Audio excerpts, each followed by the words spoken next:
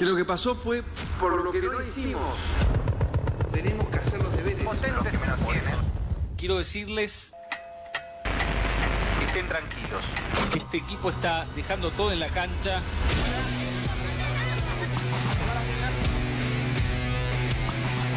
Cuando yo tengo esa intuición política, que es una de mis características, de anticipar crisis.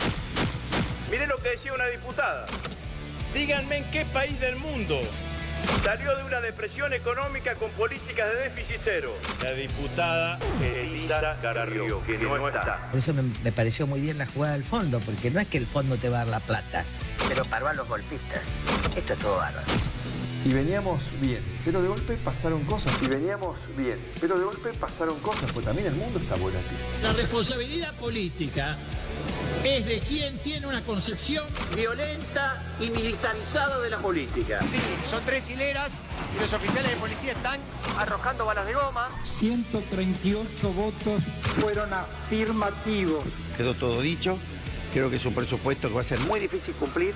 Y hoy estamos creciendo, entonces ¿cómo no voy a decir que lo peor ya pasó? Que uno de los principales problemas que tuvo Y tiene este gobierno, no era la herencia de lo que recibía, sino las creencias que tenía.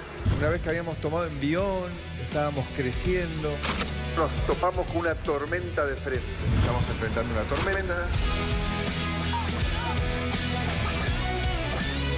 Caminar hacia una Argentina con equilibrio presupuestario, integrada al mundo, Brexit, Trump, son modificaciones marginales. No tiene consistencia el programa económico, ministro. ¿Sabe por qué?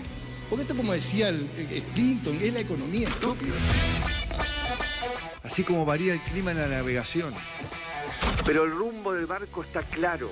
El segundo semestre nos va a encontrar una inflación por debajo de los 2 puntos. Y después nos topamos con algo que tiene que ver con el cambio climático. Y siempre después de la tormenta sale el sol.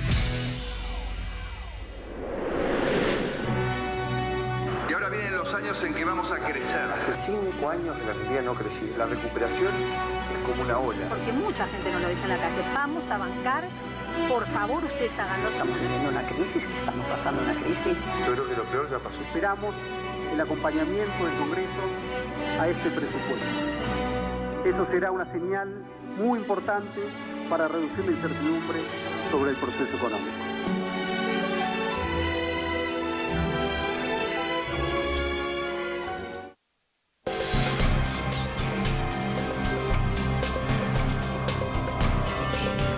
La primera vez que Occidente registró la existencia de un cisne negro, no fue un cisne negro. Hasta ese momento los cisnes eran blancos. Claro, el blanco era prácticamente un atributo que servía para describir cómo estaba constituido, por ejemplo, un cisne.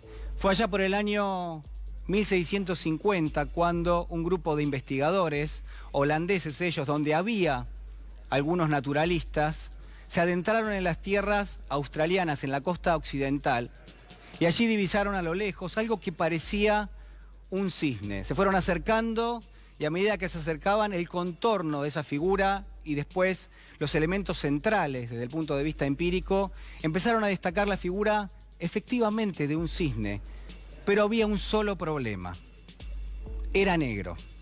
Hasta ese momento, como le digo, el cisne era blanco. Hay 2 elementos que sobrevuelan esta anécdota, donde, déjeme decirle algo más, a la hora del registro, en términos latinos, el cisne negro era una rara avis. Así lo habían escrito directamente los investigadores y de hecho decían, es una extraña ave que pisa la tierra y que se parece mucho a un cisne, pero es negro. Este era el nombre en latín que había recibido en principio este cisne negro. Yo le decía, hay 2 elementos que yo quiero que usted conserve esta noche. El primero, la sorpresa de estar frente a algo que uno consideraba imposible de ocurrencia hasta hace apenas algún segundo.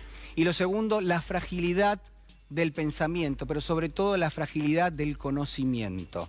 De eso es de lo que estamos hablando. Por supuesto, esos 2 elementos que estoy destacando forman parte hoy de lo que entendemos por un cisne negro. Un cisne negro ya no es solamente un ave que tiene determinadas características. Para nosotros, y para buena parte de la humanidad, un cisne negro representa un suceso extraño e impensado, que además genera consecuencias que a su vez son extrañas e impensadas y que retrospectivamente cuando uno lo mira hacia atrás, bueno, resultan lógicas, resultan entendibles, resultan explicables. Yo quiero proponerle que usted piense en esta noche en 3 planetas distintos a la hora del conocimiento. Uno donde somos conscientes que sabemos algo. Otro donde somos conscientes que no sabemos algunas cosas. Pero hay un tercer planeta, que es el que más me interesa esta noche, que es aquel donde somos conscientes que no sabemos que no sabemos. Es en este lugar que el gobierno ha plantado una bandera, es en este lugar que el gobierno dice que ve permanentemente la existencia de cisnes negros, ni más ni menos que de cisnes negros. Mire, mi hipótesis esta noche es que el gobierno permanentemente está reconociendo la existencia de cisnes negros, que son los que terminan, dice el gobierno, impactando en la magra realidad socioeconómica que enfrentamos los argentinos. Habrá que preguntarse si el gobierno no está construyendo, por ejemplo, un consenso político con otros referentes, incluso de la oposición. ¿Para qué? Para salirse del medio, para no hacerse responsable de aquello que estamos enfrentando. Habrá que también pensar si esta realidad que se describe como algo extraordinario no es en definitiva algo rutinario, es decir, si el componente extraordinario que se repite permanentemente no termina dibujando algo que a todas luces nos resulta sospechoso. Quiero hablarle en esta noche de algo más, de la dinámica que utiliza el gobierno para que, de alguna manera, no sea responsable de lo que está pasando, al menos ellos no se admiten responsables de lo que está pasando. Y usted veía recién en el informe la mención a lo que son las metáforas climáticas. Pasaron cosas, dice el presidente de la Nación. Al mismo tiempo hay que hablar de, bueno, de una tormenta de frente. Lo que yo quiero plantearle esta noche, ni más ni menos, es que detrás de ese concepto escondido, que es la metáfora climática, hay algo que resulta elocuente. Una metáfora climática, algo que tiene que ver con el clima, es algo que uno no controla, es algo que uno no puede evitar y es algo que uno no puede acotar directamente en el tiempo. El gobierno, en las últimas horas, lo vamos a hablar con nuestros invitados en apenas un minuto nada más, le ha dicho, por ejemplo, el Fondo Monetario, que hubo cambios imprevistos, le ha dicho que hubo dificultades que no pudo prever en todo caso, y que esto tiene que ver con la sequía en el campo, tiene que ver con la tasa de interés en los Estados Unidos, con un contexto financiero. Mire, déjeme decirle que todo eso al menos uno podría pensar que resulta previsible y que además gran parte de la magra situación socioeconómica que enfrentamos los argentinos son consecuencias de las propias decisiones del gobierno. Habrá que pensar si el gobierno no ha tomado de rehenes directamente a los cisnes negros, habrá que pensar si no los alimenta, si no los exhibe y en todo caso los saca a pasear de vez en cuando los necesita, cuando necesita hacerlos responsables de esta situación que enfrentamos todos quienes estamos en este momento asistiendo a lo que es la economía y a lo que es la política. Y a propósito, la política como herramienta para solucionar los problemas. Si es verdad que la política es ese lugar donde vamos a debatir lo que nos pasa, es también la política la que se nutre de pensamientos y la que se nutre de ideas, pero sobre todo de palabras. Y si de palabras hablamos, habrá que empezar a llamar a las cosas por su nombre. A la crisis autoinfligida habrá que llamarla crisis.